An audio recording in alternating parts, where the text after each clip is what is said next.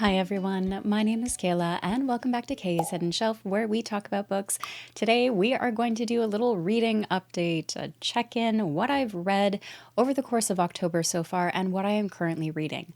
I am terrible with keeping consistency of doing monthly what I read, wrap-ups and check-ins on my reading. So I'm just going to turn this into an inconsistent series where I will update you when I am able to, because that is just how life works sometimes. So I'm just going to full give in to the chaos, and we're going to talk about the 3 books I've read so far in October and the current 3 that I'm reading, because I just clearly choose chaos in my life.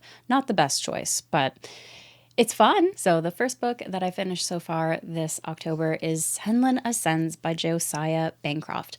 This is a series that's been on my radar for a few years, and I really wasn't sure when I was going to start it. It was one of those series books that I added to my TBR and I thought I will get to it when I get to it. And my friend Tori Talks, she ended up picking it up, telling me about it, and I went, you know what? You sold me. I need to pick this up right now. And I had already had my copy on hand, so I just dove right in and we had an unplanned buddy read, if you will. And this was really good. I will say it was really good. And about 60% is where things started to shift for me in terms of my reading experience. This follows a newlywed couple, Tom Senlin and his young wife, and they're on their honeymoon, and they're going to the Tower of Babel or Babel, depending on the pronunciation. And this is where the Tom Senlin, the husband, has decided he wants to take his new bride on a trip. He has heard and studied about this tower for years, and he thought it would be a wonderful spot. Now, it doesn't take long for this to completely shift. On their first day, I believe, there, and only within, I think, the first chapter or two, the husband and wife get separated. Prior to separating, they agree that if they do end up lost or something happens, they will meet the other at the top of the tower. Now, that's a little trickier than Tom had anticipated. This story follows Tom's POV, and he realizes quite quickly that his impression, his view of what the tower was supposed to be, is not accurate. It is far more dangerous, and he comes across people who are tied together by rope as a way of not losing one another, and people who are leaving messages on a gigantic wall in hopes of finding their lost loved ones once again. So this delves quite quickly into the heart of the plot, where Tom loses his wife and he is striving to find her, which he believes she would also try to go to the top of the tower in order to find him. As a result, he comes across all kinds of quirky and quite interesting characters. There's also quite a bit of mysticism around this, as no one quite knows where the tower came from, who built it. There's a lot of mystery surrounding the different levels of the tower and so on. And he also realizes quite quickly that honesty is not necessarily the policy that everyone abides by. Thieves and con artists are rampant in this tower, and it is really interesting to watch how he navigates that in his effort to try and move up the levels of the tower to find his wife. So it is fast-paced, almost episodic in a way, and the problem that I did have with it is once we hit around 60%, I found that there were a few shifts in the storyline that either felt a bit dramatic or rushed, and became a bit predictable. What I mean by that is there are characters we come across who feel predictably safe in my reading experience of this. This might be a completely different experience for all of you. Up to 60%, I was full in. I was binging this. I think I read the whole thing in 2 or 3 days, and it was Whoa, a ride. There are so many compelling aspects of the story. Don't get me wrong, this is enthralling. You don't want to put this down. There are a lot of fascinating aspects to it. It's also set in a Victorian type era as well, which again just adds a whole other layer that I really enjoyed about this. But the predictability of characters being safe or things going certain ways in terms of the storyline took away some of the thrill and the shock and just the excitement that I would have felt otherwise. So for that reason, it's not a 5-star read for me, if you will, still a 4-star read because it is fantastic. And like I said, it was up to the 60% mark that I was just full on board, absolutely loving it. The last 40% is where it started to feel a little bit predictable. Keeping that in mind, this is book 1 in the Books of Babel series. So this is only a setup. This is only just the beginning. And I am curious to continue because I do want to see how things continue for Tom and his wife. But also, I am intrigued to see if that type of storytelling style continues throughout the series. And again, this is book 1. This is mainly set up for the series, usually is how things go. But considering this is book 1, there are a lot of fast-moving parts and paces that go in with it. Yes, so overall, it's a great read. I had a lot of fun with it. It just, at the very end, kind of pittered out for me in terms of that excitement. But I am still really eager to see what happens with Tom from here. Also, I really want to know what is going on with this tower. Who made it? How did it come to be? How is it as insane as it is? And how is everyone who lives in it just okay with the types of society that have developed because of living in this tower? I have a lot of questions, so yes, I will be continuing this series. The next 2 books that I read are part of a series, so they're going to be together in this category, and that is Riven Earth and Sundered Moon. So this is 2 books, part of the Book of Astea duology, so there's only 2 books in this series, but holy, okay, what a ride. I need to try and break this down as best as I can because I don't want to spoil anything from book 2 for anyone who hasn't read from book 1 yet, but I also want to try and explain why this worked as well as it did. So these are written by Zamar Amir, and Riven Earth, I believe, was his debut, which for this series being his kickoff to writing, highly impressive. Book 1 does have a slower pace to it.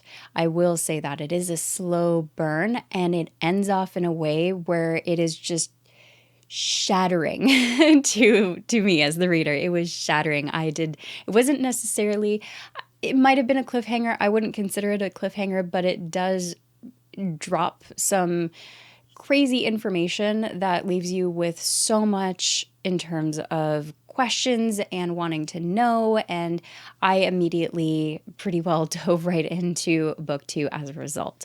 The story itself follows multiple POVs. I believe there are 6 characters that we follow throughout book 1, and essentially throughout those POVs we follow a broken world where humanity and nature are at odds with one another, and there is a bunch of history and lore dug into it as well. So if you are a huge fan of world building and unique worlds, you will absolutely adore this. Just to give you an idea on the tagline here, the world has stopped turning, burned by a blazing sun, thrust into eternal winter. Life survives only in the sunset forest. And this is where we meet our cast of characters and POVs. We follow a king, a queen, a vicereign who is essentially in the position next to the king in terms of if the king is unable to make decisions for any reason, the vicereign takes over and makes sure that the kingdom is doing okay and every task is done and everyone is doing what they're supposed to be doing. We also follow a money lender or chief of money. Mycedes is his name, and he is with the king, queen, and vicereign, and he works as a part of the kingdom and of course works with the money. There are other characters we meet as well, including a man named Otto, who is a retired soldier, and he is just living his beautiful life with his wife, Tilly, who is pregnant with their first child. Now, these characters primarily live in a kingdom called Heartsong, and they have, of course, been seeing struggles. Food production has been less.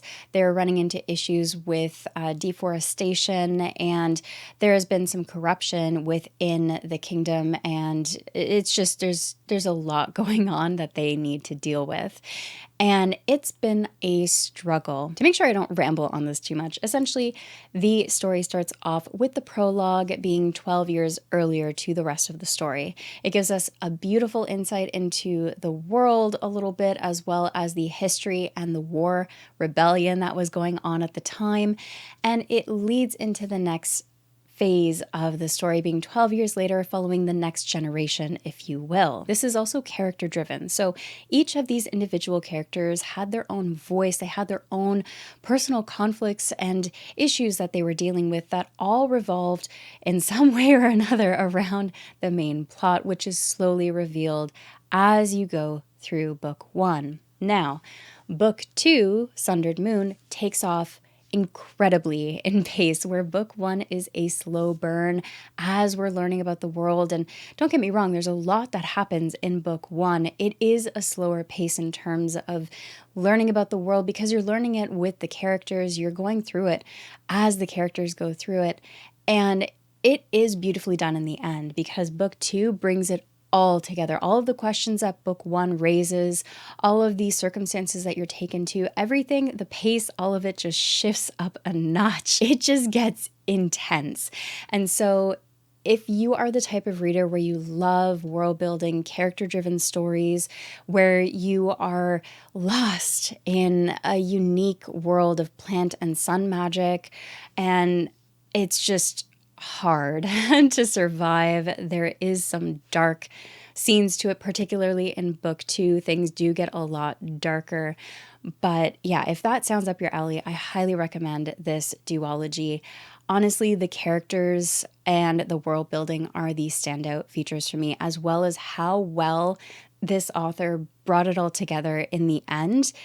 There was a lot to try and conclude, resolve, and answer, and he absolutely nailed the ending. So I highly recommend checking it out. You'll also find characters that you love, kind of hate, but then love, and then you still hate and you love to hate. Lots of great characters in this. There's also plenty of themes in here that are covered, including grief and loss, as well as dealing with terminal illness, identity crisis, and self-awareness and recognition of boundaries, but also vanity. There's so much that's covered in this, and it is beautifully done. So I highly recommend this fantasy duology. Like I said, it does go dark at some points, so do be mindful of that, but absolutely this was a stellar duology. So those are the books that I read in October so far. Let's dive into the books that I am currently reading. And I will say there are points where I can focus solely on one book at a time. And then there's just other points in my life where there's a switch in my brain that says chaos mode, and I read all the books at once for some reason or other. So I am currently reading Blood of Elves, the book 1 of The Witcher. This is by Andrzej Sapkowski, and this was one that appeared in my book haul, gifted to me by a family member. I'm about 150 pages in so far at the time of recording this, and I'm actually really enjoying it. Now, I did play a bit of the Witcher 3 game, I believe it was, and I have seen the TV show, not the later season, but I think 1 or 2, and it's been a while. And so far, I'm enjoying it. The tone, the characters, it's so good to be back with those characters and to see where they originally came from. I'm just really enjoying it. The world is fascinating, which I knew was going to happen anyway. And the relationship dynamics are interesting. I think in terms of some of the relationship dynamics, and for example, with Ciri and the Witchers, that's just pure fun for me as a reader. Ciri goes through a lot, and it's just interesting to see how much care and love she gets from those around her, essentially her adoptive family. That being said, my poor husband was subject to a bit of ranting in terms of Triss Marigold. If you've not read the book, you might not know what I'm talking about, but there are, I think it's just 2 pages, honestly, where this character, Triss, goes on about her sexual past. And it's weird. I will say that. That was not my favorite. And my poor husband was subject to the ranting that I had about that. So I'm not sure if my opinion on that is uncommon or common. It just felt out of place. In terms of her character, she, I think, is endearing to a degree. I think she does have some inconsistencies in terms of her character. Again, I could be wrong. I'm only 150 pages in.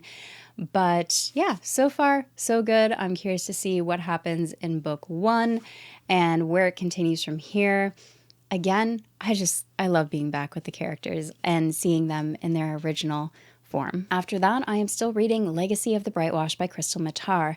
This is book 1 of the Tainted Dominion series, and I'm still just savoring it. I'm taking my time with it. I'm really just enjoying it. I'm about 290 pages in, so around 50 or more % of the way through.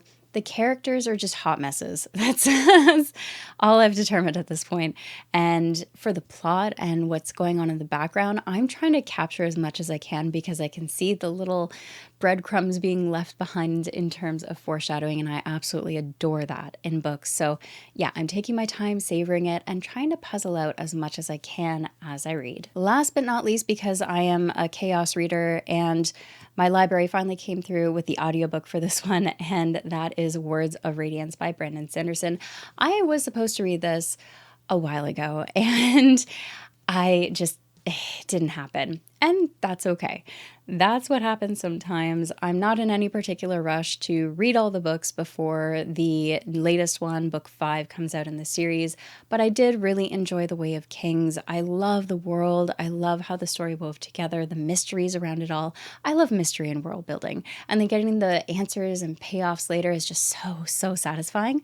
And being back with Jasna and Shalyn in the start of Words of Radiance has been lovely. I'm not far into it, about 30 or so pages, as I've only just started yesterday, but yes, I am back on the Brandon Sanderson train. It's been a while, but it is nice to be back in the world. So that is everything. That's where my reading's at right now. Like I said, my current reads are just chaos in terms of which one I am reading and when. I'm just trying to enjoy the process, go with my mood, and honestly, that's how I get the best reading experiences at the end of the day. Apart from that, the first 3 books that I finished so far in October have just been phenomenal. The duology was memorable, impactful, and Senin Ascends was a fast-running episodic experience, and I'm really curious about the mysteries and whether or not Tom is going to make progress in his goal. So I would love to hear, what have you been reading this October? Have you had a standout read so far? Leave your comments below. I always love hearing from you. As always, thank you so much for watching, and take care of yourselves.